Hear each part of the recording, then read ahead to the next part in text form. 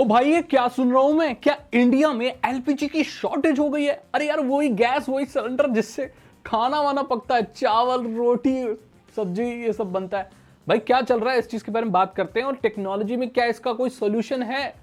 सबसे पहली बात कि ये हो क्यों रहा है। आपको पता होगा ईरान इजराइल का युद्ध चल रहा है, एंड ये युद्ध से सबसे ज्यादा जो अफेक्टेड हो रही है वो चीज, वो स्ट्रेट ऑफ हॉर्मुज है। वो एक्चुअली एक पतला रास्ता है समुद्र के साइड से इन देशों के बीचों बीच से, जहां से एलपीजी ऑयल इन सब की सप्लाई जाती है। आपको पता होगा कि तेल वेल सब मिडिल ईस्ट से ज्यादा निकलता है और यहीं से पूरी दुनिया इसको उपभोग करती है, इस्तेमाल करती है। अब वहां पर वॉर की सिचुएशन है, तो वहां से एलपीजी गैस वगैरह की जो सप्लाई है वो जा नहीं पा रही।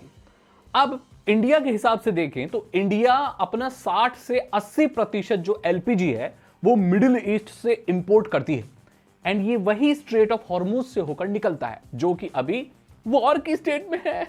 तो इससे वहां लड़ाई मची हुई है, तो वहां से भाई गैस नहीं आ पा रही है, तो यहां पर वो आ नहीं पा रही है। और ये जो स्ट्रेट ऑफ हॉर्मुज है ना, यहां से 80-90% जो गैस है यहीं से आती है इंडिया, तो इंडिया आ नहीं पा रही। तो भाई हमारी तो खैर क्या है, पाकिस्तान की तो बड़ी बुरी हालत है भैया। वहां तो के बताएं, वहां तो भाई सरकारी वो गाड़ियां बंद कर दी हैं, स्कूल बंद कर दिए, सब सारी चीजें कर दी हैं। इंडिया में बोला जा रहा है कि बहुत रिजर्व है अभी, एंड जो इंडिया में रिफाइनरीज है उनको ये डायरेक्शंस है कि भाई आप एलपीजी का प्रोडक्शन बढ़ा दो, बाकी तेल पेट्रोल सब बाद में, भाई खाना बनाने की गैस बनाओ ज्यादा से ज्यादा। तो वहां पर प्रोडक्शन बढ़ाने की बात बिल्कुल कर दी है, ताकि जो भी पूर्ति की जा सके। एंड जो एलपीजी गैस बुक की जाती है उसमें 21 दिन में आप कर सकते हो, तो अभी क्या है कि उसको 25 दिन कर दिया है, ताकि लोग होर्डिंग ना करें, यानी कि भाई गैस वैस खरीद के पूरे घर में जमा ना करते रहे। ऐसा होता है ना कि हमारे यहाँ जैसे कोई न्यूज फैलती है, लोग ले भाग जाते हैं चीजें खरीदने। हमारे गांव में किसी ने ना एक बार ऐसी न्यूज फैला दी थी कि नमक खत्म हो रहा है, लोग नमक की बोरे उठा के घर ले जा रहे थे, और दुकानदार इतने खराब, उन्होंने नमक के रेट 4 गुना कर दिए। मतलब ऐसी ऐसी चीजें मचती हैं। देखो भाई बात सही है, एलपीजी की, पेट्रोल की, तेल की, इनकी शॉर्टेज हो सकती है, और अगर ये वॉर की सिचुएशन ठीक नहीं हुई तो ये चीज और ज्यादा बिगड़ सकती है। सो यहां पर हम क्या कर सकते हैं भाई, कर हम ये सकते हैं कि हम दूसरे सब्सटीट्यूट ढूंढ सकते हैं, और खाना खाना तो बंद नहीं करेंगे ना हम, और खाना तो खाना ही है। सबसे पहली जो टेक्नोलॉजी जो आपकी मदद कर सकती है वो इंडक्शन कुकटॉप। बहुत सारे लोग बोलते हैं उसमें ज्यादा बिजली लगती है, ऐसा नहीं है भाई। अच्छा इंडक्शन कुकर खरीदोगे, इंडक्शन स्टोव जो होता है वो जो टी टी टी करके चलता है, प्लेट होती है, वो इंडक्शन टेक्नोलॉजी पर काम करता है। उसमें क्या होता है कि आप टेम्परेचर सेट कर सकते हैं, वॉटेज भी सेट कर सकते हैं, एंड जो आपकी जो गैस होती है ना उसकी फ्लेम में बहुत हीट जो ना एनर्जी बहुत वेस्ट भी होती है, बट इंडक्शन में जो एनर्जी है वो ज्यादा वेस्ट नहीं होती। और मैं ये कहूंगा अगर आपके यहाँ बिजली थोड़ी सस्ती है, ठीक ठाक रेट पर मिल जाती है, तो आप इंडक्शन कुकटॉप इस्तेमाल कर सकते हैं। वो ज्यादा किफायती पड़ेगा आपको, क्योंकि पूरे दिन तो भाई चलाओगे नहीं। बहुत सारे लोग डर जाते हैं कि भाई 1 किलोवाट का है, 2 किलोवाट का है, बट भाई ये भी तो देखो कि आप उसे कितनी देर चला रहे हो। आप पूरे दिन थोड़ी इंडक्शन चलाओगे, सारे दिन ऑन थोड़ी करके रखोगे भाई, 5-10 मिनट करोगे, 15 मिनट करोगे, दाल पक गई, चावल पक गए, चलते बनो। तो इंडक्शन भी आपकी मदद कर सकता है। ये टेक्नोलॉजी बहुत अच्छी है। अगर आप इंडक्शन यूज नहीं करते सो कंसीडर कर सकते हो आप, है ना। बहुत सारे लोग बोलेंगे ओए उसमें रोटी नहीं बनेगी, रोटी के लिए तो आंच चाहिए।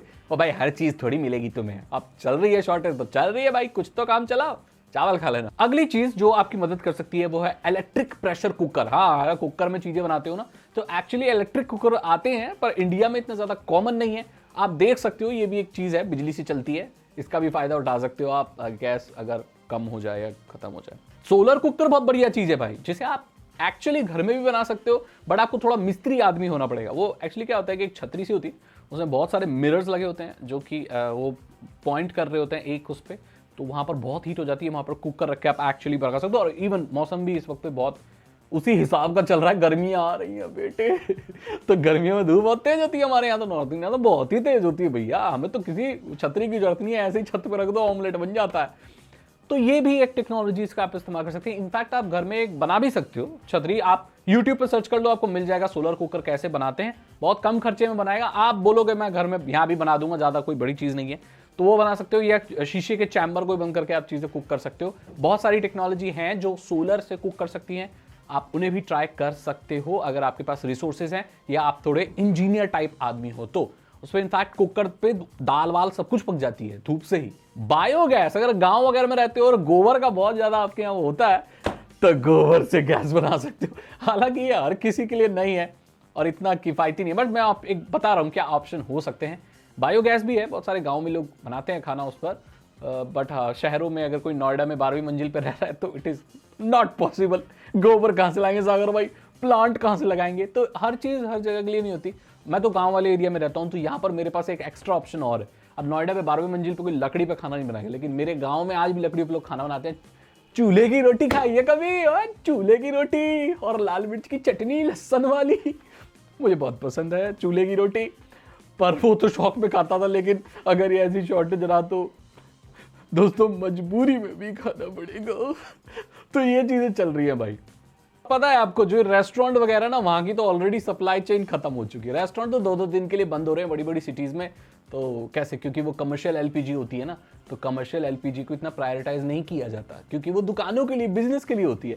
सबसे ज्यादा प्रायोरिटी अभी डोमेस्टिक ये जो एलपीजी होती है घर वाली लाल सिलेंडर, उस पर दी जा रही है, ताकि ज़्यादा से ज़्यादा लोगों को गैस मिल पाए। नहीं गैस नहीं मिलेगी तो बड़ी दिक्कत हो जाएगी। बहुत सारे लोग बोलते हैं कि भाई ये गैस से ये स्ट्रेट ऑफ हॉर्मुज का क्या लेना देना है, और भाई ये गैस है, हम तो गैस नहीं, हम तो हीटर पे कर लेंगे।